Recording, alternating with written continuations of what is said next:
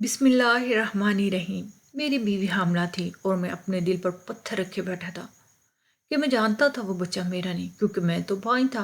लेकिन अपने ऐब छुपाने के लिए मैं खामोश था। जब मेरी बीवी ने बच्चे को जन्म दिया तो ये जानने के लिए ये किसका बच्चा है, मैंने बच्चे का डीएनए करवाया। लेकिन सर पर आसमान टूट पड़ा और मेरी बीवी से मुझे नफरत होने लगी। वो बच्चा तो मेरा नाम कैसे रसकर है, और मैं एक कंपनी में गार्ड की नौकरी करता हूँ, क्योंकि मैं मुश्किल थर्ड डिवीजन में मैट्रिक पास किया था और इसके बाद प्राइवेट एफए तक नहीं कर पाया था, क्योंकि मेरी जेब मुझे पढ़ाई का चौंचला पालने की इजाज़त नहीं देती थी। मेरी तालीम की मुनासबत से मुझे अच्छी नौकरी मिल गई थी और मैं इसी पे मुतमईन था। मैं कोई ख़ानदानी गरीब या फ़कीर बाप का बेटा नहीं हूँ, बल्कि मुझे गरीब मुतारफ़ करवाने में बड़ा हाथ मेरे अब्बू का है। जैसी ज़िंदगी में गुजार रहा था, मेरे बड़े बहन भाई इसके बरक्स ज़िंदगी गुजार रहे थे। मेरा बड़ा भाई जो कि मुझे 5 साल बड़ा था, वो यूनिवर्सिटी से एमबीए कर रहा था, और बड़ी बहन जो मुझसे 3 साल बड़ी थी, वो भी यूनिवर्सिटी में पढ़ी थी। मेरे दोनों बहन भाइयों के पास बैंक बैलेंस था, आईफोन था, नए और महंगे कपड़े, और दोनों के पास अलग अलग स्पोर्ट्स कार थी जिनमें बैठकर वो गुरूर से गर्दन अकड़ाए फिरते थे। और एक मैं था जिसके पास फटीचर सी बाइक तक नहीं थी, और पैसे बचाने के लिए मैं घर से कंपनी तक चल कर जाया करता था।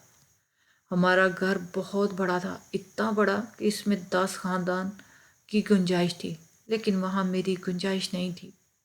मैं पुरआसाइश घर के बाहर सर्वेंट क्वार्टर में रहता, और जॉब से वापस आने के बाद सैकड़ों काम होते जो सईदा आंटी मेरे लिए छोड़ रखे होती, और फिर मैं थका हारा घर के कामों में जुट जाया करता। और इन कामों के बदले में मुझे 2 वक्त की रोटी और बड़े भाई सलमान के पुराने कपड़े मिल जाया करते थे, और मैं चुपचाप काम किए जाता। मेरी तनख्वाह 10,000 थी, और मेरी कोशिश होती कि 10,000 में से 9,000 में हर महीने बचा लिया करूं, क्योंकि मैं सारी ज़िंदगी तो अपने बहन भाई और सईदा आंटी की गुलामी करते नहीं गुजार सकता था। मेरा भी दिल करता था छोटा सा हो, लेकिन मेरा अपना घर हो जहाँ कोई मुझे मुलाजम या ना ही मेरी बेइज्जती करता रहे। हर वक्त अपने इस ख्वाब के लिए मैं पैसे जमा कर रहा था, और जमा करते करते मुझे सालों लग जाने थे। मेरे सर्वेंट क्वार्टर के सामने जो कई कनाल पर फैली कोठी थी, इसमें मेरा भी हिस्सा था, लेकिन इस हिस्से को कोई कबूल करने और मुझे देने को तैयार नहीं था, और हिस्सा मांगने पर जान से जाने का खतरा भी था।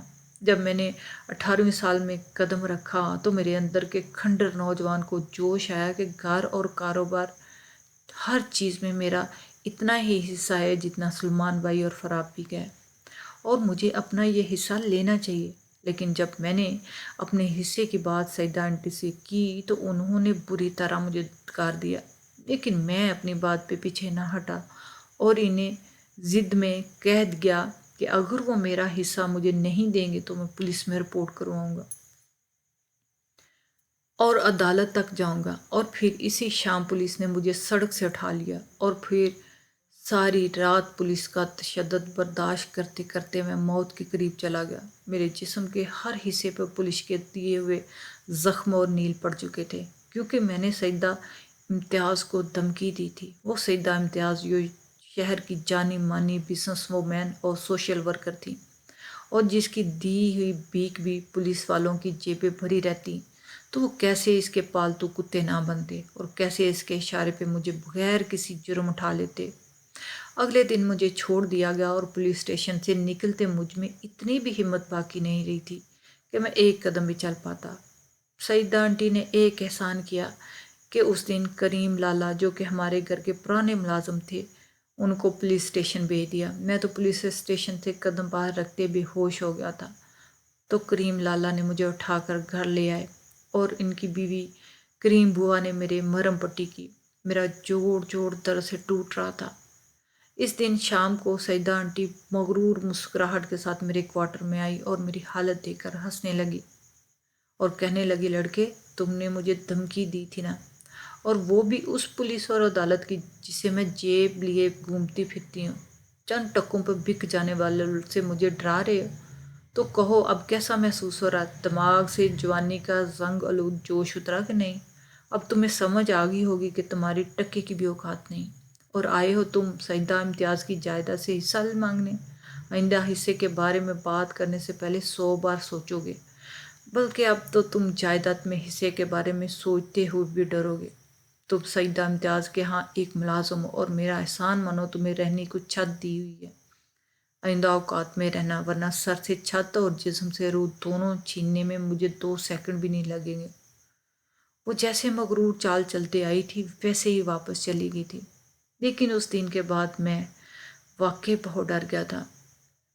مجھے موت سے خوف آنے لگا اور میں جان گیا تھا کہ سیدہ آنٹی سے پنگا لے کر مجھے کوئی فائدہ نہیں ہوگا، بلکہ اس کے نقصان ہی نقصان ہے۔ اور اس دن میں 18 سالہ خوف زدہ لڑکا اپنی قانونی اور اسلام کی روح سے جائز جائیداد سے دستبردار ہو گیا، کیونکہ مجھے اپنی جان سے قیمتی کچھ نہیں تھا اور سیدہ آنٹی کا کوئی بھروسہ بھی نہیں تھا کہ مجھے کب مار ڈالتی۔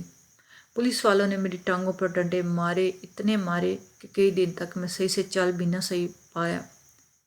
کریم لالا مجھے سہارا دے کر چلنے میں میری مدد کرتے اور شام کو لان میں مجھے واک کرواتے تاکہ میں جلد ٹھیک ہو جاؤں۔ ایک دن میں کریم لالا کا سہارا لیے جب لان میں واک کر رہا تھا تو سلمان بھائی کی گاڑی شور مچاتی ہوئی گھر میں داخل ہوئی۔ وہ گاڑی سے اتر کر اندر جانے لگے، مجھے دیکھ کر رکے اور سر تا پیر میرا جائزہ لیتے ہوئے ہنسنے لگے اور پھر بولے کہ جب بندہ اوقات سے باہر نکلنے کی کوشش کرتا ہے نا تو اسے اوقات میں لانے کے لیے سب کرنا پڑتا ہے تاکہ عقل ٹھکانے آ سکے۔ کہو اب تمہاری عقل ٹھکانے آئی؟ اگر نہیں آئی تو میں لے آؤں گا۔ میری یہ بے عزتی ہر روز اس گھر میں ہوا کرتی تھی، کیونکہ میں یتیم تھا، میرا باپ تھا نہ میری ماں، اور یتیمی کی زندگی ایسی ہی ہوتی ہے۔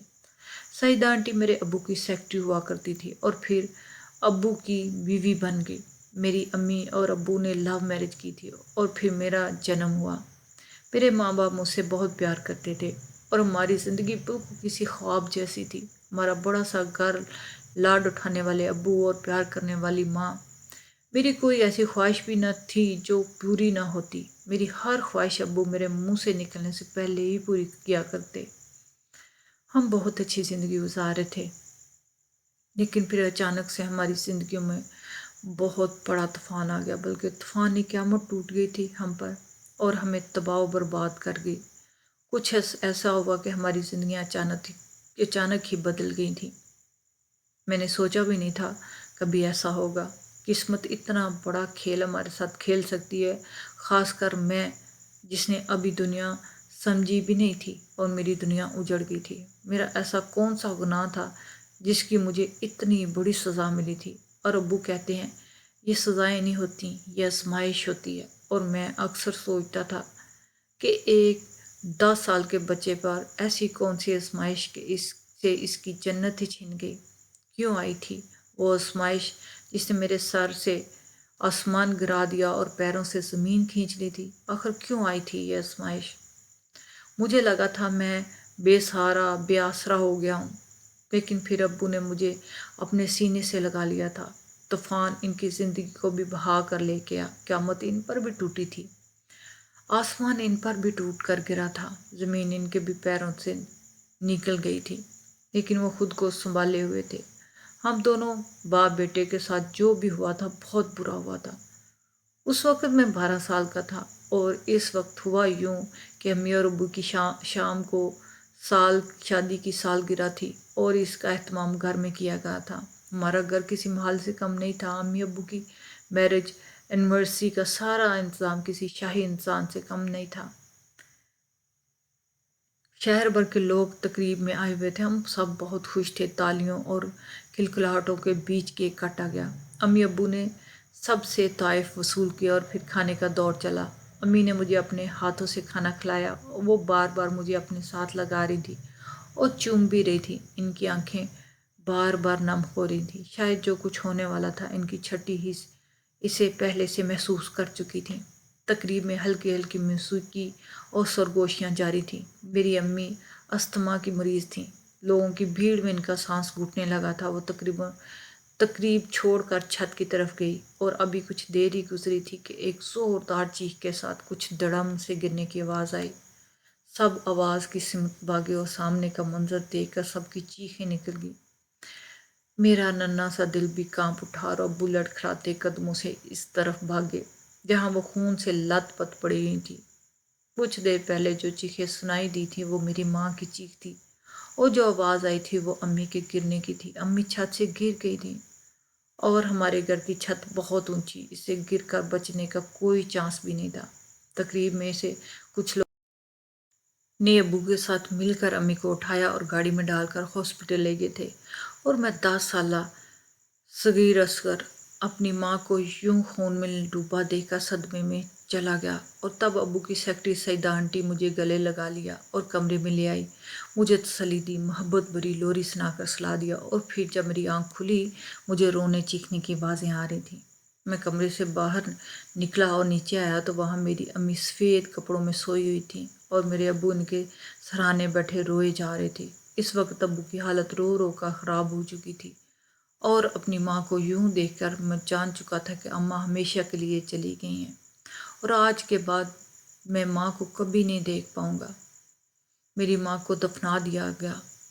کافی دن تک ابو ہوش و حواس میں ہی نہیں تھے، اور اس دوران میرے ساتھ سعیدہ آنٹی کے سائے کی طرح رہ رہی تھیں۔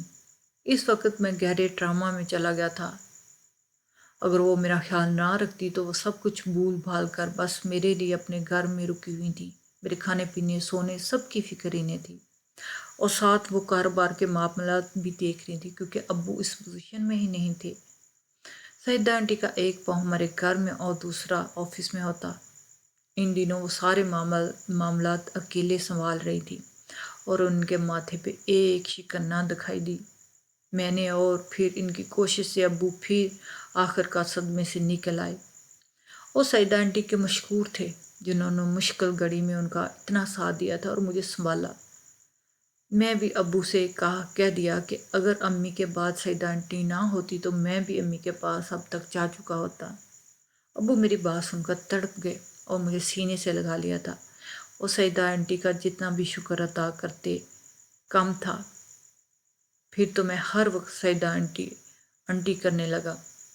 مجھے 24 گھنٹوں میں ان کی ضرورت رہنے لگی، لیکن وہ ہر وقت میرے پاس نہیں ہو سکتی تھیں۔ میں ان کا عادی سا ہو گیا تھا۔ وہ امی کے بعد مجھے امی سے ہی لگتی تھیں۔ وہ میری اسکول ٹیچر سے میرا رپورٹ کارڈ لینے آتی، میرے لیے اپنے ہاتھوں سے مزے مزے کے کھانے بنا کر بھیجا کرتی اور تحفے بھی بھیجا کرتی۔ سعیدہ آنٹی مجھے بہت اچھی لگتی تھی، اور میں ہر وقت ابو کے سامنے ان کی تعریف کرنے لگا تھا۔ امی کا فوت ہوئے 1 سال ہو چکا تھا، اور اسی دوران سعیدہ آنٹی سے مجھے ماں کا پیار ملا تھا، اور تب بھی ابو کے ایک دوست نے ابو کو مشورہ دیا کہ وہ سعیدہ آنٹی سے شادی کر لے، کیونکہ مجھے ایک ماں کی بہت ضرورت ہے، اور میرے لیے سعیدہ آنٹی اچھی ماں سے کوئی نہیں ہو سکتی۔ ابو نے مجھ سے پوچھا تو میں نے خوشی خوشی کا اظہار کیا، اور ابو کو فوراً سعیدہ آنٹی سے شادی کرنے کا کہہ دیا۔ میرے لیے اس سے اچھی بات اور کیا ہو سکتی تھی کہ سعیدہ آنٹی ہر وقت میرے پاس رہتی، اور وہ ہر وقت مجھے پیار کرتی۔ لیکن پھر ایک مسئلہ تھا۔ جیسے میں اپنے ابو کا بیٹا تھا تو سعیدہ آنٹی کے بھی 2 بچے تھے۔ بڑا بیٹا سلمان جو 16 سال کا تھا، اور بیٹی کشمالہ 14 سال کی تھی۔ سعیدہ آنٹی طلاق یافتہ تھی اور جاب کر کے اپنے بچوں کا پیٹ پالتی، کیونکہ طلاق کے بعد ان کے ماں باپ نے انہیں اپنے گھر رکھنے سے انکار کر دیا تھا۔ اس طرح پھر ان کی 2 بیٹیوں کی زندگی پر بھی اثر پڑتا۔ سعیدہ آنٹی کا طلاق یافتہ ہونا اور 2 بچوں کی ماں ہونا کوئی اتنی بڑی بات نہیں تھی۔ تھوڑی سوچ و بچار کے بعد ابو مان گئے اور سعیدہ آنٹی سے بات کی، جنہوں نے پہلے تو انکار کر دیا، پھر میرے بہت اصرار کرنے پہ وہ مان گئی، اور پھر ایک دن وہ ابو کی بیوی اور میری ماں بن کر ہمارے گھر آ گئی۔ میں بہت خوش تھا، کیونکہ مجھے صرف ماں ہی نہیں ملی بلکہ 2 بہن بھائی بھی مل گئے تھے۔ سعیدہ آنٹی کے آنے سے جیسے گھر میں رونق آ گئی تھی۔ شروع میں سلمان بھائی اور کشمالہ آپی خاموش اور ریزرو سے رہتے، لیکن پھر وہ بھی گھل مل گئے تھے۔ سعیدہ آنٹی مجھ سے محبت کرتی، اور ابو بھی سلمان بھائی اور کشمالہ آپی کا خیال رکھنے کی کوشش کرتے تھے۔ ہمارا گھر ایک بار پھر سے جنت کا گہوارہ بن چکا۔ لیکن شاید ہمیں خوشیاں راس نہیں تھیں، کیونکہ ان خوشیاں برے رنگوں میں ایک بار پھر سے بھنگ پڑ گیا۔ میری زندگی ایک بار پھر سے واپس اسی سٹیج پر جا کھڑی ہوگی جب امی چلی گئی تھی، اور اس وقت قیامت کے بعد لگتا تھا کہ اب کوئی قیامت ہی ہمیں ہلا نہیں سکتی، لیکن اس بار جو قیامت ٹوٹی تھی اس نے مجھے اندر سے ہلا کے رکھ دیا۔ ہوا یوں کہ زندگی اچھی بھلی گزر رہی تھی۔ سعیدہ آنٹی اور ابو کی شادی کو 4 سال ہو گئے، اور ان 4 سالوں میں نہ مجھے سیدہ سے آنٹی سے کوئی شکایت تھی اور نہ ہی ابو کو۔ وہ ایک اچھی ماں، اچھی بیوی اور بیسٹ ورکر وومن تھی۔ ان کے دل میں پیار ہی پیار تھا اور سب سے زیادہ پیار تو میرے لیے تھا۔ میں ان کا لاڈلا بیٹا تھا، لیکن پھر ایک دم سب کچھ تب بدلا جب اچانک سے ابو کی طبیعت خراب ہونے لگی، اور 1-2 دن ابو کی طبیعت معمولی سی تبدیلی آئی اور پھر اچانک سے ان کا انتقال ہو گیا۔ امی کی موت کی طرح ابو کی موت بھی بہت اچانک تھی، اور ابو کی موت نے 7 آسمان سر پر توڑ ڈالے تھے۔ مجھے ابو کی کئی بات یاد تھی کہ کچھ درد آزمائش ہوتے ہیں، تو کیا آزمائش کے لیے صرف میں ہی چنا گیا تھا؟ پہلے ماں کو چھین لیا گیا اور اب ابو کو بھی مجھ سے دور کر دیا گیا تھا۔ میں امی کی موت کے بعد اس دن پھر سے رویا تھا اور بہت رویا، لیکن حیرت انگیز بات یہ تھی کہ آج میرے پاس مجھے سنبھالنے والا اور میرے آنسو صاف کرنے والا کوئی نہیں تھا۔ سائدہ آنٹی کے دکھ کو بھی میں سمجھتا تھا، انہوں نے بھی میری طرح دوسری بار کسی اپنے کی جدائی برداشت کی تھی۔ جب امی فوت ہوئی تھی تب بھی میں بہت چھوٹا تھا، لیکن اب تو میں تھوڑا بڑا اور زیادہ سمجھدار ہو چکا تھا۔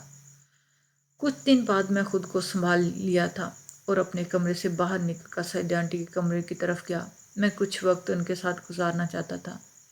ان کے کمرے کا دروازہ کھلا ہوا تھا، لیکن ان کے کمرے کے پاس پہنچ کر اندر سے آتی آوازیں سن کر رک گیا، اور پھر جو کچھ میں نے سنا اور دیکھا میرے پیروں تلے سے زمین نکل گئی۔ میرے ساتھ اتنا بڑا دھوکہ ہو چکا تھا، اور نہ مجھے اور نہ ابو کو پتہ چل سکا۔ سیدہ آنٹی کے کمرے کے صوفے پر ٹانگ پہ ٹانگ رکھے ہوئے مرد کو میں پہچان چکا تھا۔ اس کی تصویر کئی بار میں نے کشمالہ آپی کے پاس دیکھی تھی۔ اندر بیٹھا مرد کشمالہ آپی اور سلمان بھائیا کا باپ اور سیدہ آنٹی کا سابقہ شوہر تھا، جس نے انہیں طلاق دے کر گھر سے نکال دیا تھا۔ اور سیدہ آنٹی کے بقول وہ ان پر بہت ظلم کرتا تھا، لیکن وہ جیسے ان کے ساتھ باتیں کر رہا تھا تو اس سے وہ دونوں محبوب اور محبوبہ ہی لگ رہے تھے۔ تب بھی بہت بڑے بڑے راز کا خلاصہ ہوا تھا۔ پہلا بڑا اور نہایت ہی بھیانک راز میری ماں کی موت تھی۔ میری ماں حادثاتی طور پر نہیں مری تھی، بلکہ یہ سب کچھ پری پلان تھا سیدہ آنٹی کا۔ انہوں نے میری ماں کو چھت سے دھکا دے کر پھینکا تھا اور پھر اپنی زبان میں چاشنی گھول کر ان کی جگہ لے لی۔ اور دوسرا بھیانک راز میرے ابو کی موت کا تھا، جو وہ موت طبی نہیں تھی بلکہ قتل تھا۔ سیدہ آنٹی میرے ابو کو سلو پوائزننگ دے رہی تھی تاکہ سانپ بھی مر جائے اور لاٹھی بھی نہ ٹوٹے۔ پھر ابو مر گئے اور سیدہ آنٹی نے ساری دولت ہتھیا لی جس کے لیے وہ آئی تھی۔ وہ پھر عدت ختم ہوتے ہی انہوں نے اپنے بچوں کے باپ اور سابقہ شوہر سے دوسری شادی کر لی اور مجھے میرے اعلیٰ شان محل جیسے گھر سے نکال کر سرور کوارٹر میں پٹخ دیا گیا، کیونکہ اس سے زیادہ اب وہ میرے لاڈ نہیں اٹھا سکتی تھی۔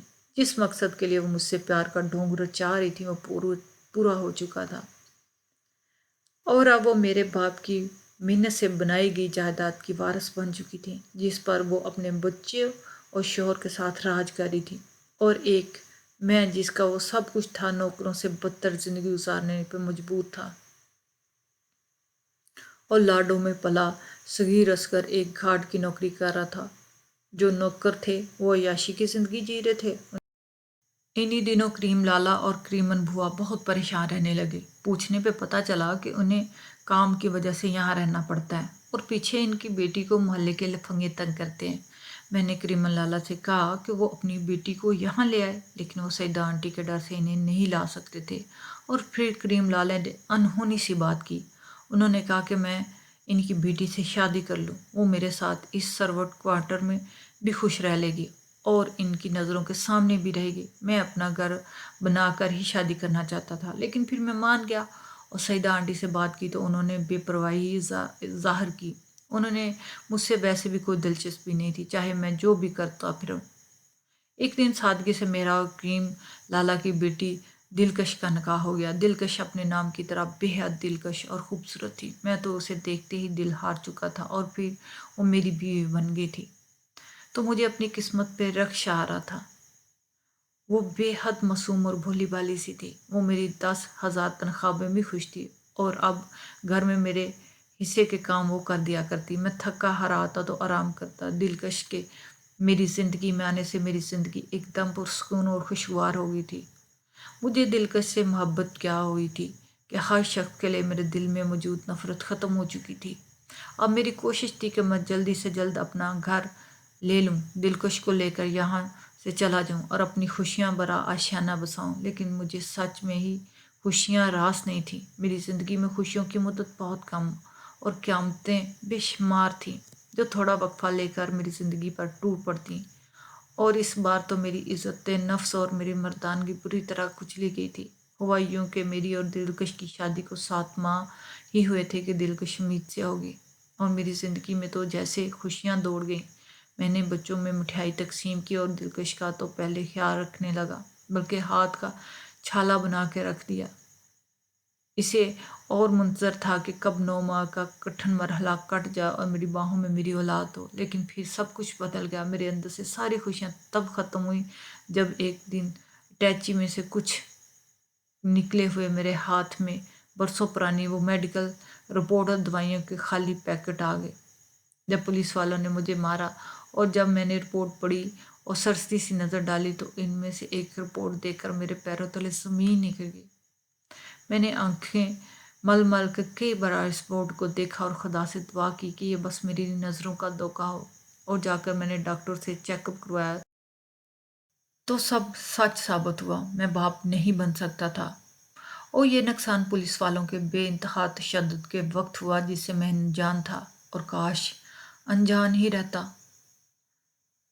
آگے عذاب بہت تھا کہ اگر میں باپ بننے کی صلاحیت ہی نہیں رکھتا تو کیسے میری بیوی دلکش حاملہ تھی۔ مجھے کچھ سمجھ نہیں آ رہا تھا کہ میں کروں تو کروں کیا۔ آخر میں دلکش سے بات کرتا تو سب کو میری خامی پتہ چل جاتی، اور مرد کے لیے یہ سب سے بڑی شرمندگی کی بات ہوتی ہے۔ میں دل پر پتھر رکھے خاموش رہا۔ آخر میں بانجھ تھا تو وہ بچہ کس کا تھا؟ اور دلکش جو اتنی معصوم اور بھولی بالی لگتی ہے، اس نے کہا کہ میرے ساتھ اور ہمارے رشتے کے ساتھ بے ایمانی کی تھی، جس کا نتیجہ اس کی گود میں پل رہا تھا۔ میرے اندر طوفان اٹھا ہوا تھا اور میں خود کو شانت رکھے ہوا تھا۔ کچھ ماہ یوں ہی گزرے اور پھر بچہ پیدا ہوا۔ وہ بیٹی تھی جسے دیکھ کر دلکش بہت خوش ہوئی اور میری طرف بڑھایا اسے، لیکن میں وہاں سے غصے سے نکل آیا۔ اور پھر میں نے بچی کا DNA کروانے کا سوچا تھا اور پھر کروایا بھی، لیکن DNA کی رپورٹ دیکھ کر مجھے دلکش چہرے سے بھی انتہائی نفرت ہوگی، کیونکہ وہ بچہ اس شخص کا تھا جس کو لے کر پچھلے کچھ دن سے مجھے شک گزر رہا تھا۔ میں نے دماغ کو ٹھنڈا رکھا، پچھلے کچھ دنوں سے معاملے کی تحقیق شروع کر دی، اور تب مجھے پتہ چلا کہ دلکش تو کبھی بھی گھر سے باہر نہیں نکلتی، اور تب میرا پہلا شک گھر کے بیٹی کی طرف گیا، اور میرا شک ٹھیک نکلا۔ وہ بچہ سلمان بھائی کا تھا۔ دلکش نے سلمان بھائی کے ساتھ مل کر میری پیٹھ میں چھرا گھونپا۔